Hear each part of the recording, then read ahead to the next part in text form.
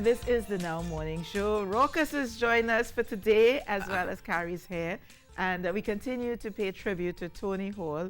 Tony left us on Monday, and though he's passed, we continue to pay tribute. And on the line via Skype, we have Penelope Spencer, as well as Cecilia Salazar. Good morning, ladies.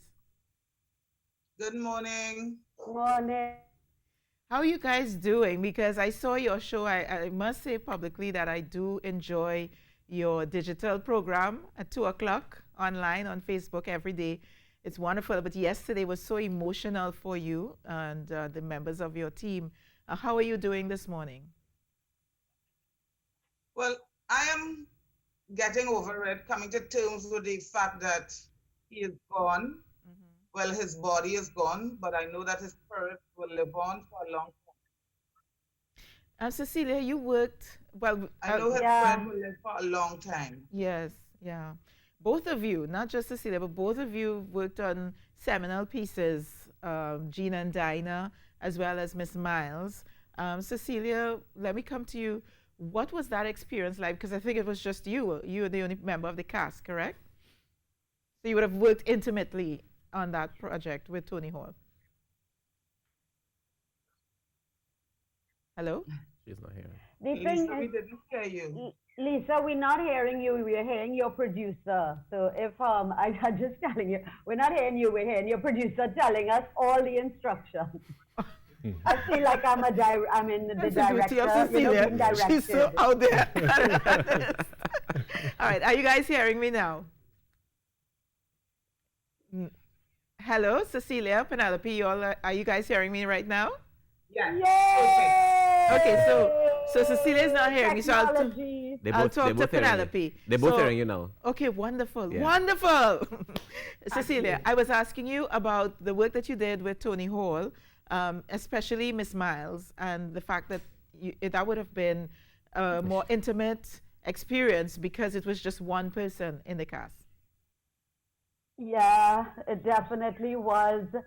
As I say, Tony, people use the word mentor, but I can't even use that word because I don't know if you can say theater daddy or theater father, because he guided me in every way, and we delved into the life of Jean Miles as you would into the life of any person from birth to death. We dealt with all the topics in between. We dealt, we dealt with life and death. Yeah. So I feel as if I dealt with death with Tony way before he died, and sometimes it's sort of surreal, to hear the things he had told me. As I said, when I asked him how to act death, and he said it's the nothing of nothingness, the never of neverness. We did a whole examination into no theater and gliding through like water. I could go on for hours, And you also said something yesterday. I overheard you publicly saying that he gave you one of the very first experiences of your life, something that you always wanted to do, and he was able to make that happen. Yes, I always wanted to sing calypso, and I always wanted to sing, in a tent, and so did Jean Miles. That is the thing. We delved into so many similarities in the lives of the characters, the actor and the character coming together. So Jean Miles actually sang in a tent. She sang one song that Stalin wrote for her, and then she was committed, right, to St. Anne's. We don't know if it was because she sang in the tent or if it was because of everything else. So we went to Stalin, and he rewrote the song for us. I must look for the clips of Stalin singing it a cappella. Oh, you know what I mean, first. And so Stalin wrote the song over, and we put it in the play. And the year after, in Barrack Yard, I got to sing on stage as Jean Miles, written by the Black Stallion. Wow. What a memory. It was a dream come true. Yeah. Lisa, we're here talking to Penelope and Cecilia, two women who I've worked with as well. Yeah. And Penelope, you've been responsible for me getting into acting. And I know that I saw you posted yesterday about Tony's involvement in your first Ha Ha Ha production. Yes. How was that experience for you and getting into it with Tony as a director for the first time? well, I mean, I had heard, well, by the time we did Devices, I think we did one or maybe the second year we had done Gene and Dinah. So in my head, and knowing how Tony works as a director, I wanted him to be a part of our first production, which was Devices, and getting to work with Tony and Raymond Chukong at the same time was so inspirational.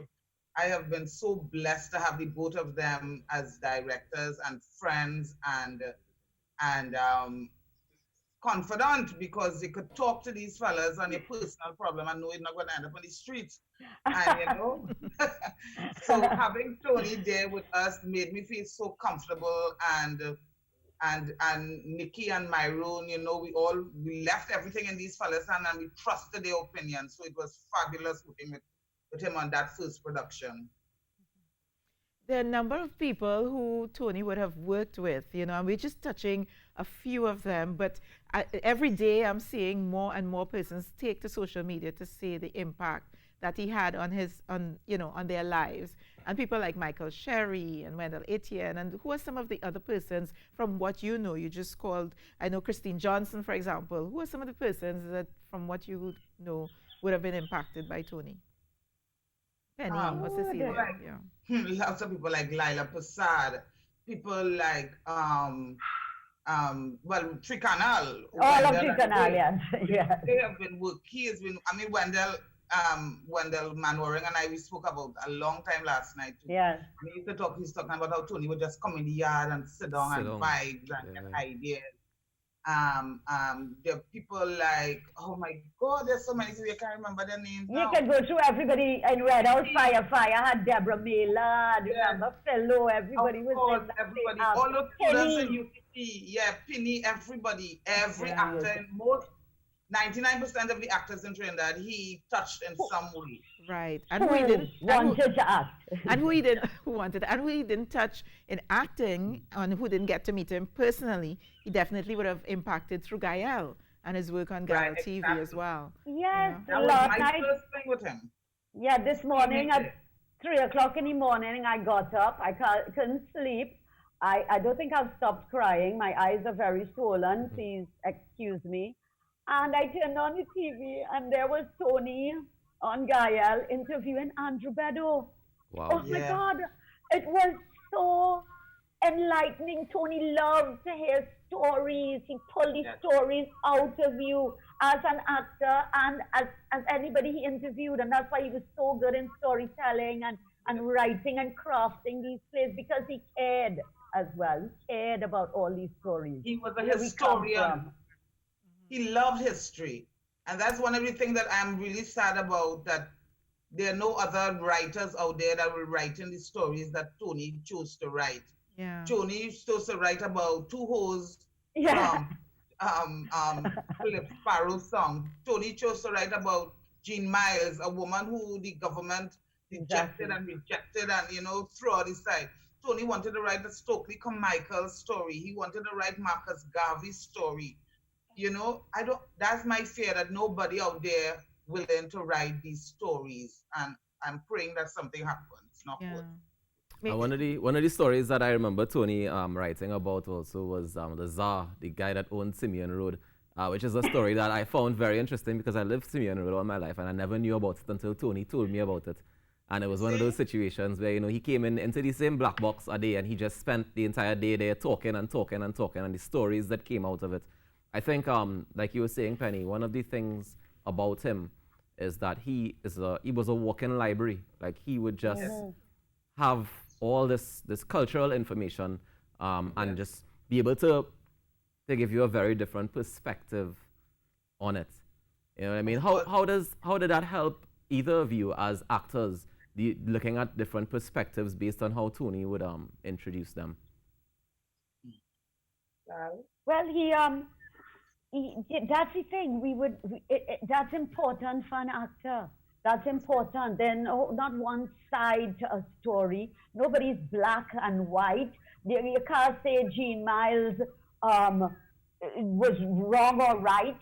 She stood up for what she believed in. Maybe she was weak in terms of how she dealt with the situation, and somebody else might have dealt with it differently.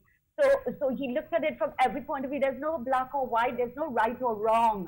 They're just the stories, the emotions, and what we can teach and what people can learn from our stories. When I did Miss Miles in Connecticut, a student came up to me after and said, "You all have changed my life. I want to go out and do something. I want to make a difference." And that meant so much to me and to Tony, knowing that telling the stories would impact other people, other lives, and hopefully the whole of Trinidad and Tobago. Yes. He had this way he would tell us about all these characters. And when we taught a lot, we taught all over the world. Well, not all over the world. I wish. But we did a lot of touring, and nights of the touring, he would tell us stories about all these old Calypsonians and his experience with them. Because Sprang and his father and his whole family were really into culture. Yes. And he would tell us about this Calypsonian who was very inaudible when he sang. And Tony would imitate him. And Tony go, and he would say something like, and we would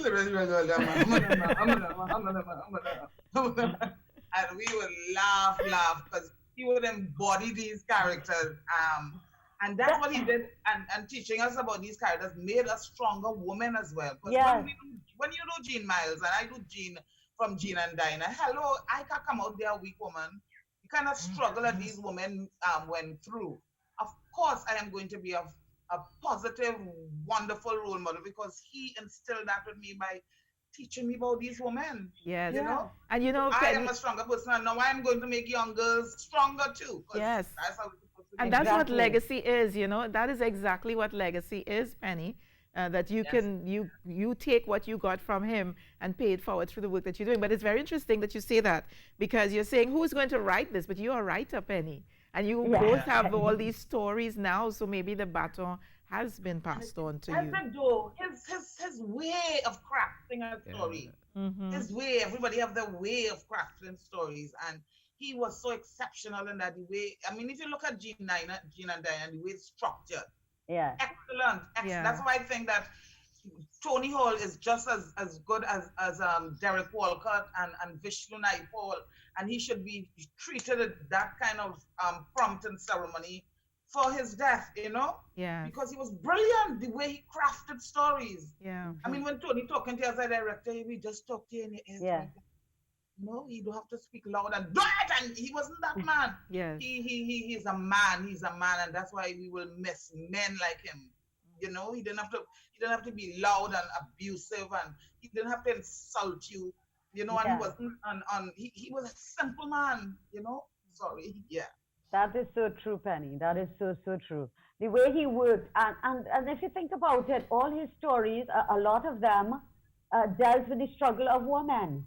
And I always asked him, how you understand women a lot more than sometimes I even understand. And it's just about him understanding the human condition, right? Whether you're a man or woman, it's about understanding the human condition, what makes delving into the history of a person and seeing what makes them work, what makes them tick, what are their loves, what are their passions. And that is what Tony was about. Tony would do a play in 5 years, he will be researching it. 5 years. 5 and 6 years. Jean and Diana didn't happen in 1 year or 2 years. That kind of detailed work, that's what I'm afraid. I'm going to try to write. My focus though is children.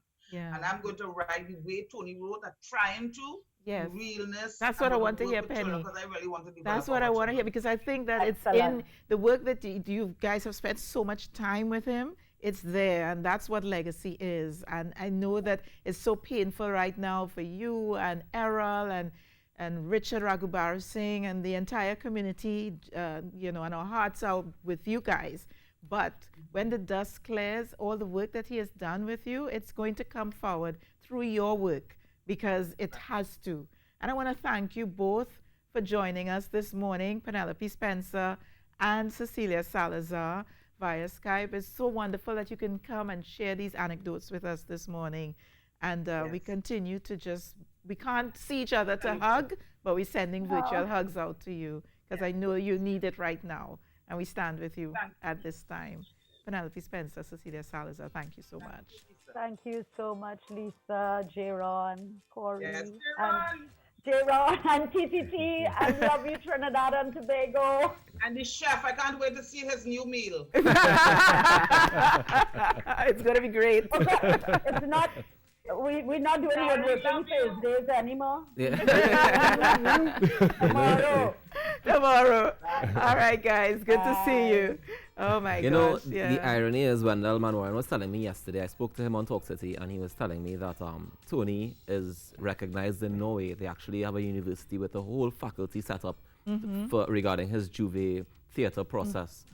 To study it and to use it. Is that at teaching. Trinity College where he taught? No, that's a separate Somewhere one. else. Yeah. Wow. Yeah. Yeah, you know, we don't even know our best kept secrets here from generations, because there will be one generation that, which is why I think it's important that we do this. Of because course. there's some people saying, okay, let's Google who is Tony Hall, Yeah. you know. And it's important. I And think it the is information is out important. there if you Google it as well. Of course it but they is. have people like Cecilia and Penny Yeah. who would have gotten a different experience Yeah, with Tony that you can't firsthand. capture via Yeah, Google, no matter at how all, hard you try. But it's good for us to be able to have his name live on Of because course. of how many persons he, not just in Trinidad and Tobago, as you said, but across the world. Yeah, and you know, one of the things that always amazed me as a young man growing up in culture and stuff like that, I see Tony and Dennis Hall sprang along, his brother, and the two of them are cultural, like, encyclopedias. Yes. Like, they can tell you so much about our cultural history. It's ridiculous. But we're running out of time, so Yes, let's but we'll be back on the Yeah, flip side. So let's kick it upstairs now to the news center for news to the top of the hour.